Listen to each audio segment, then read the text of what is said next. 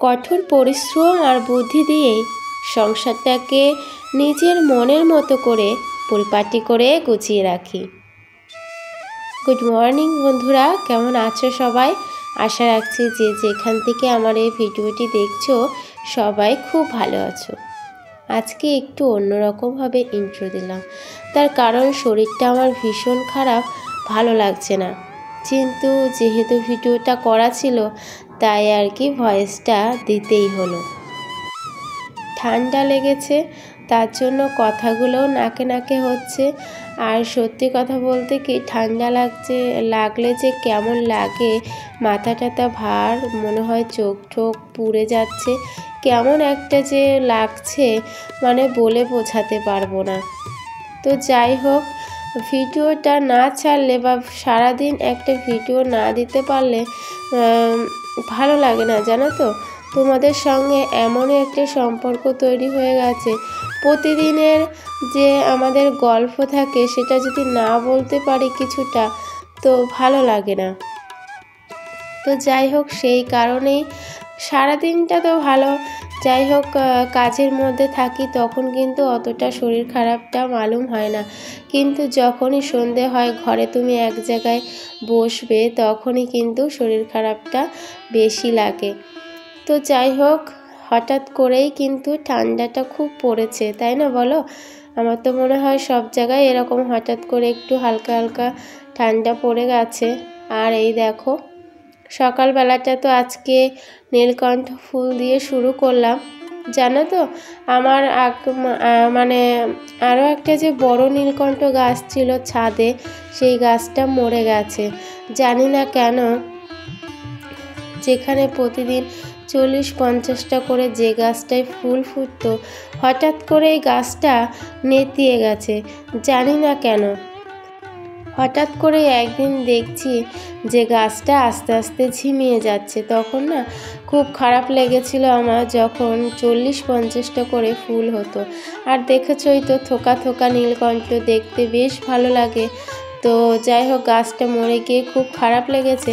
তো আর একটা ছোটো গাছ আমার ঘরের সামনে আর কি ব্যালকনির ওখানে লাগিয়েছিলাম, সেই গাছটা একটু বড় হয়েছে, তবে আগেরটার মতো এতটা ঝাঁকড়া হয়নি, তবে এখনও ছোট গাছটা, তো 7-8টা ফুল ফুটেছে।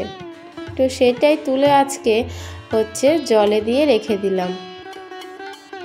আর কি বলো তো, এই কয়েকদিন না পুজো দিতে পারবো না। তোমাদেরকে হয়তো বলেছি না বলিনি, আমার ঠিক মনে পড়ছে না। আসলে আমাদের এক জ্ঞাতি মারা গেছে, তো সেই কারণে আমাদের 9 দিন পালন করে, তো সেই 9 দিন পুজো দিতে পারবো না। তো তার জন্য না গাছের ফুলগুলো জলে ভিজিয়ে রেখে দিয়েছি, দেখতে বেশ ভালো লাগছিল। আর সকালে বাবুকে খাইয়ে নিয়ে এখন এসেছি রান্নাঘরে রান্না করতে। এই যে এটাকে তোমরা কি বলো আমি জানি না, ধুন্দুল বলো নাকি আমি জানি না গো এই সবজিটার নাম। তো একটু তরকারি আছে আর কি, আর এই ভাজাটা করব আলু দিয়ে, তো এটা দিয়ে সকালটা হয়ে যাবে আর কি, তাই আর কি এই সবজিটা কেটে নিচ্ছি।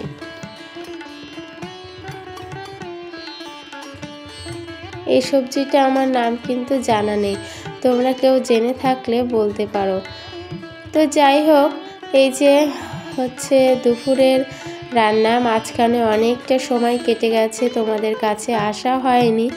আর এখন এই যে দুপুরের জন্য রান্না করছি শাক ভাজা, আর যেহেতু আমাদের নিরামিষ চলছে, সবই নিরামিষ হবে।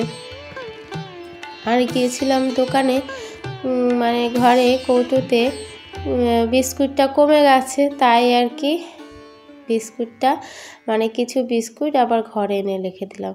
যেহেতু দুবেলা চা খাই, তো আর আমি চিনি ছাড়া চা খাই, সেই জন্য একটু না বিস্কুটটা একটু বেশি লাগে। আর কি বলো তো, তোমাদেরকে আমি বলেছি যে চা খাওয়াটা একটা নেশা হয়ে গেছে, চা না খেলে দিন শুরু হয় না।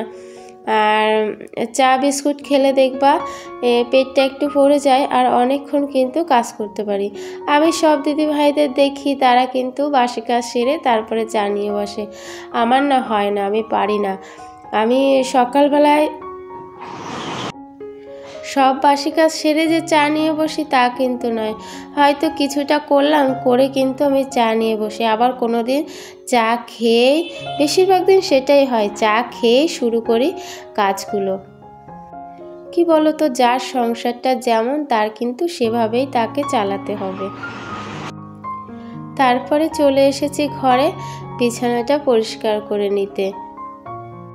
ভিডিওর এতটুকু এসে তোমরা যদি একটা লাইক দিতে ভুলে যাও, তোমাদের কাছে রিকোয়েস্ট, প্লিজ একটা লাইক করে দিও। কারণ একটা ভিডিওর জন্য লাইক কমেন্ট এগুলো কিন্তু খুবই দরকারি। আর তোমাদের এই যে লাইক কমেন্টগুলো না আমাদের ছোট ছোট ইউজারদের কিন্তু একটু উৎসাহিত করতে অনেকটাই সাহস যোগায়। তো যাই হোক, আর কমেন্ট করতে ভুলো না ছোট্ট ব্লগটা কেমন লাগলো। আজ এবার থেকে আর 10 মিনিটের ভিডিও ছাড়বো না, কেননা যেহেতু শীতের বেলা পড়ে গেছে, একদম সময়ের সাথে পেরে উঠছি না। ঘড়ির কাঁটা কখন যে সন্ধ্যা হয়ে যাচ্ছে সকাল থেকে বোঝাই যাচ্ছে না। আর তারপরে যেহেতু ঠান্ডা লেগেছে, আমার না অভ্যেস কি বলো তো, স্নান মানে দুবেলা স্নান করা। তো এখন না ওই বিকেলবেলাটা স্নান করলে হবে না, কেননা ভীষণই ঠান্ডা লেগেছে। আর এরপরে তো ঠান্ডা মানে বেশি ঠান্ডা পড়বে। তো যাই হোক, এবার থেকে এরকম 7, 7:30 এরকম ছোট্ট ভিডিওই বানাবো, কেননা এমনিতে শীতের বেলা তাড়াতাড়ি কাজ করতে হবে চট জলদি। তো তার ফাঁকে ফাঁকে একটু একটু ক্লিপ তোমাদেরকে দেখাবো আর কি। বড় ভিডিও আর এই শীতকালে আর বড় 10 মিনিটের ভিডিও আর আমি বানাবো না, যে যাই করুক। তো যাই হোক, আমার এত সময়ও নেই আর কি। গরমকালে যাই হোক সময়টা থাকে, তাও হচ্ছে অনেকটা ক্লিপ তোলা যায়, কিন্তু শীতে আর হবে না। তো যাই হোক, আজকের ভিডিওটা তোমাদের কাছে কিন্তু কেমন লাগলো সেটা কিন্তু অবশ্যই জানিও। আর এই যে এখন কিন্তু শীতকালে একটু গরমের তুলনায় বেশি ধুলো হচ্ছে দেখছি। তো এই প্রতিদিন মুছলেও দেখবা জিনিসগুলোর উপরে আবার প্রচণ্ড পরিমাণে ধুলো পড়ে যায়, তাই আর কি মুছে নিচ্ছি। তো চলো আজকে এইটুকু, দেখা হচ্ছে আবার পরের ভিডিওতে। কেমন লাগলো অবশ্যই কিন্তু জানিও, আর লাইক কমেন্ট করতে কিন্তু একদমই ভুলো না। আর তোমরা যে যে আমার ভিডিওতে আসবে অবশ্যই আমি তাদের ভিডিওতে চলে যাব। চলো টাটা, বাই।